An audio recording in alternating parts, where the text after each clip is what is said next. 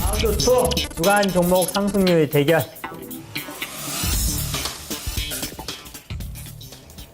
네, 결과 한번 보여주시죠. 지난주 결과를. 네, 고강현 전문가께서 월요일 팀 1위를 하셨고요. 25.7% 정도. 화요일 팀의 박한세 전문가님께서 3위를 하셨네요. 그리고 수요일 팀 박준현 전문가께서 12%로 2위를 하셨고, 목요일 팀 이동근 전문가께서 4.35%로 4위를 하셨네요. 축하드립니다. 네. 근데 저 오늘 포스코 ICT 좀 밀렸죠? 네. 네, 아유, 지난주. 그렇죠. 그러나. 어쨌든 간에 네. 저희는 번갈아 가면서 한 번씩 하네요. 네, 근데 고강현 전문가님께서 보니까 수익률이 독보적이에요. 네. 드래곤플라이. 네. 게임주 정확하게. 저게 일주일 만에 25%라는 수익률 나오는 게 굉장히 어렵죠. 네. 네, 탁월하게 잘 올리신 것 같습니다. 네, 그럼 종목 한번, 이번 주 종목 한번 보여주시죠. 네, 전정현 전문가님께서 KT뮤직, KC그린홀딩스, 고강현 전문가께서는 네오이즈 게임즈, 대부 시스터즈. 저는 이제 바이오랜드를 또 갖고 나왔고요. 그리고 종근당 바이오, 그리고 박한센 전문가께서는 포스코 ICT, OCI 계속 같은 종목 하시고요. 그리고 수요일 팀의 명준우 전문 문용력께서는 제기획하고 옵트론테, 그리고 박준현 문용력께서는 성신양의 LMS, 그리고 목요일 팀 이동근 전문가께서는 SS바이오, 그리고 대창 스틸, 그리고 부자개미 전문가께서는 SK 하이닉스, 슈퍼겐 코리아. 이렇게 이번 주 오늘, 그러니까 어제 그 시초가에 아마 편입이 됐겠죠. 네, 그렇게 한번 이번 주도 한번 지켜보겠습니다. 네, 그래서 뭐 전문가님부터 하시죠. 네, 저는 지난주하고 종목이 바뀌지 않았습니다. 네. 이제 지난주에 말씀드렸다시피 2주 정도 계획하고 말씀드린 종목인데, 지난주에 똑같이 포스코 ICT, 그 다음에 OCI입니다. 네. 자, 그런데 이제 이것이 저희가 수익률 평가는 일주일 단위로 이루어지죠. 네.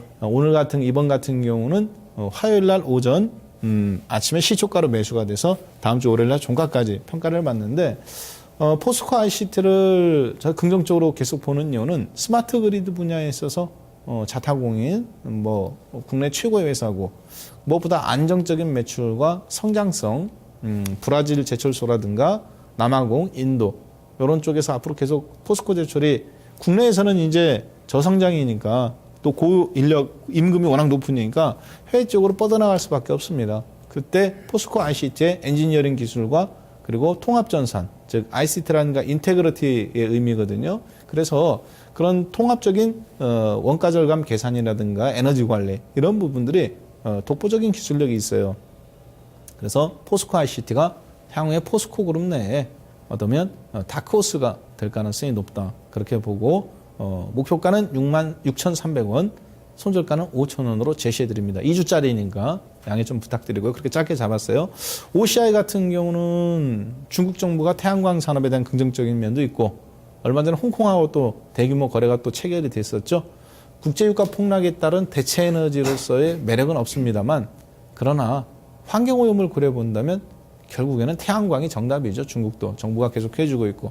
그래서 저는 이렇게 OCI를 실적을 보고 매매하는 건 아닙니다. 오히려 지금 이 낙폭된 측면에서 지난번에 롯데케미칼이나 금호석유화학, 화학주들 여러분들에게 눈여겨봐달라고 말씀드렸죠. 개인들이 다 외면하고 있는 타이밍, 이 타이밍에 연초해서 단기 기술적 반등 세게 가능하다고 보여집니다. 그래서 매수가는 오늘 아침에 시초가였고요. 목표가는 85,000원, 손절가는 최저가, 역사상 최저가, 최근 들어서 최저가인 69,000원 깨지면 손절하는 걸로 제시해드리도록 하겠습니다.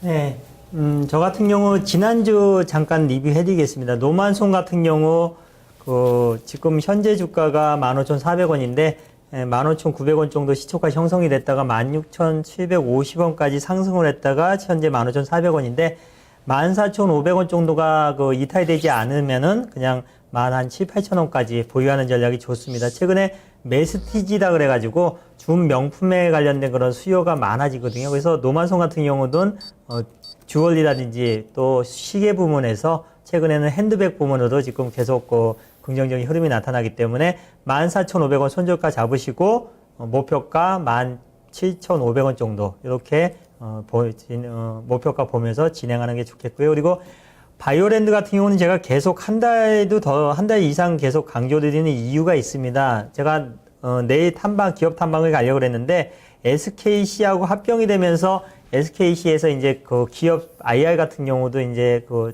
간여를 하면서 다음 주 수요일 날도 탐방 날짜를 연기가 됐는데 다음 주 월, 화, 수, 목, 금 탐방이 다 지금 잡혀 있답니다.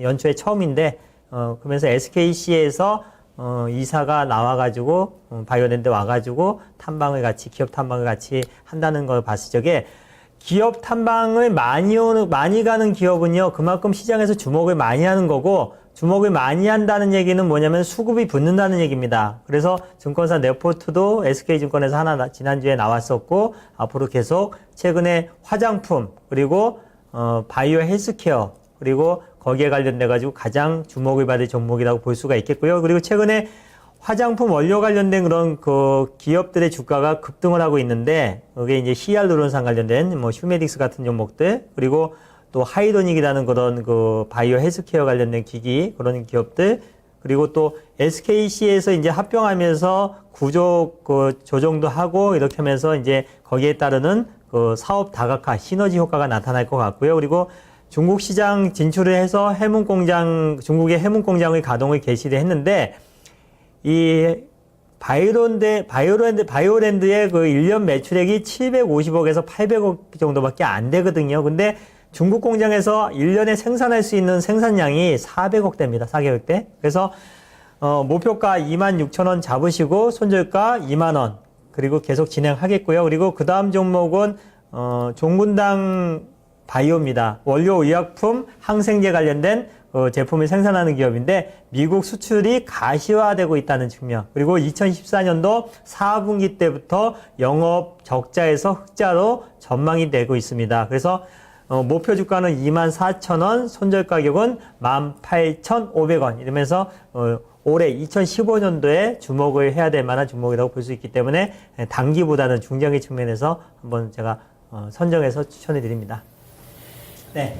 이렇게 종목 다 마쳤고요. 이제 미국 시장을 잠깐 보고 다시 진행하겠습니다. 미국 시장 나오시죠?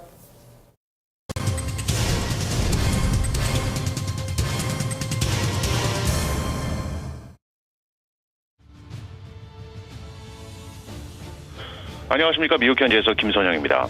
글로벌 대기업들의 실적 부진 소식으로 개장주 뉴욕 증시 1.5에서 2% 넘는 큰 폭의 하락세를 보일 것으로 예상이 됩니다. 어제 폐장 후 마이크로소프트가 연간 전망을 하향 조정하면서 현재 7%가 급락하고 있는 것을 비롯해 세계 최대의 생필품 업체인 프록터&갬블, 중장비 업체인 캐터필러, 제약업체인 파이저 등 다우지수의 구성 종목들이 지난 분기 중 달러화 강세를 이유로 매출 증가를 보이면서 순이익이 예상에 큰 폭으로 미치지 못했다는 소식에 일제히 급락하고 있는 것이 오늘 증시를 끌어내릴 것으로 보이는데요. 한편 일각에서는 이러한 달러화의 강세가 연방준비제도의 금리 인상 시기를 늦출 수도 있다는 전망이 조심스럽게 제기되고 있는 상황입니다. 한편 투자자들은 잠시 후 발표될 상무부의 12월 신규주택 판매 지표에 관심을 집중하고 있는데요. 전문가들은 주택 판매가 이 전달보다 다소 감소한 43만 채를 기록할 것으로 예상을 하고 있습니다. 개장 전 주요 종목들을 보면 증권사 JP모건 체이스가 목표 주가를 기존의 307에서 323으로 높였다는 소식에도 불구하고 인터넷 쇼핑 사이트인 아마존닷컴이 약 1%대 하락세를 보이고 있으며 반도체 업체 실리콘 이미지는 예상을 큰 폭으로 상회한 분기 실적과 함께 주당 7달러 30센트에 레티스 세마이컨덕터에게 매각된다는 소식에 현재 시간 외거래에서 20% 넘는 급등세를 보이고 있습니다. 제약업체 브리스톨 마이어스는 올 한 해 실적 전망을 하향 제시하면서 현재 2.5%의 약세를 보이고 있고 증권사 레이먼 제임스가 올 한 해 매출 증가가 예상된다면서 매수 추천을 하는 데 따라 항공사 버진 아메리카는 1.5%의 오름세입니다. 원유 가격 하락과 서방의 경제 제재로 위기를 맞고 있는 러시아의 국가 신용 등급이 10년 만에 정크본드 수준으로 강등된다는 소식입니다. 신용평가사 스탠다드앤푸어스는 러시아의 신용 등급을 기존의 BBB-에서 투자 부적격 정크 등급인 BB 플러스로 한 단계 내리고 등급 전망도 부정적으로 제시했는데요. 이 같은 등급은 불가리아 그리고 인도네시아 등과 같은 것으로 러시아의 통화 정책의 유연성이 더욱 제한되고 경제 성장 전망이 어둡다면서 강등 이유를 설명하고 있습니다. 러시아 경제는 원유 가격 하락과 우크라이나 사태에 따른 서방의 경제 제재로 인해 어려움을 겪고 있는데요.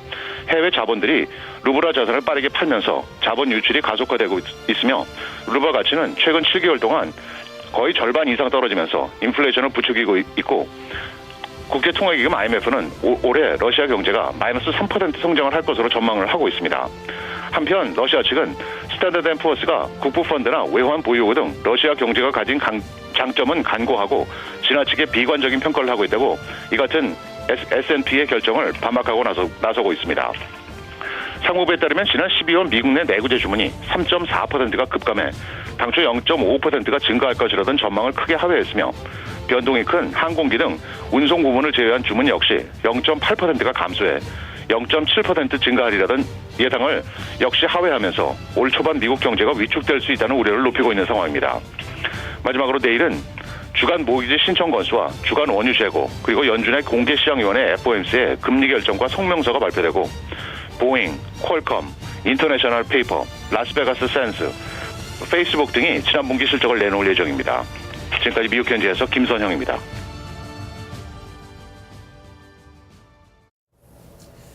네, 현재 그 유럽 시장하고 미국 시장도 약간 하락이 예상되고 있고 하락하고 있습니다. 그러나 어차피 그 시장은 뭐 그렇게 크게 충격을 받지 않을 것 같으니까 4분기 실적이 호전되는 종목들 선별적으로 매매하시고요. 지금 뭐 무차별적으로 상승하는 종목 따라가시면 안 되는 시점이기 때문에 옥석을 가리는 그런 투자를 하시면 좋겠습니다. 박한선 전문가님도 한 말씀 해주시죠. 네, 미국 시장과 한국 시장 디커플링 나온 지가 지금 3년차죠. 그러니까 시가는 영향을 받겠지만 실제 장중의 영향성은 거의 없다라고 보는 것이 맞죠. 오히려 요즘 같은 경우 미국 때문에 빠져서 출발하면 양봉이 나오는 그것이 시장의 한국의 디커플링의 특징이다라고 보면 되겠습니다. 편안하게 주무시고요. 저희는 내일 뵙겠습니다. 네, 고맙습니다.